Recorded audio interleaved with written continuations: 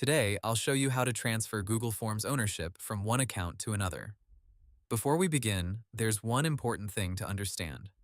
A Google Form is treated like a Google Drive file, so ownership is transferred through sharing settings, not through a special Forms-only menu.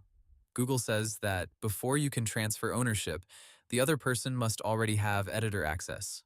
Google also notes that ownership transfer has limits. For example, work or school accounts can only transfer ownership within the same organization, and cross-organization transfers may not be allowed. To start, open the Google form in Google Forms, or find the form file in Google Drive. Then click Share. Add the email address of the person who should become the new owner and give them editor access if they don't already have it. Google's Forms help says the person needs editor access first before you can hand over ownership.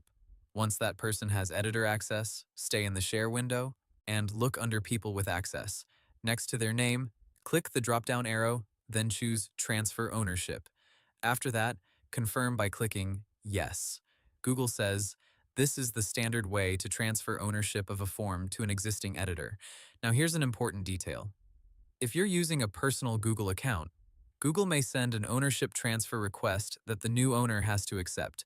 But for work or school accounts inside the same organization, Google says the transfer usually does not require the new owner to accept.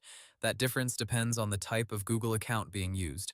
If the transfer option does not appear, there are usually a few possible reasons.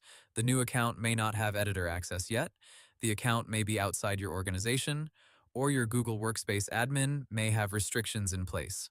Google's Drive help is clear that ownership transfer is limited in some account setups, especially across different organizations. And one more thing to remember. If you move a lot of files at once, Google says it may take some time for the ownership changes to fully appear.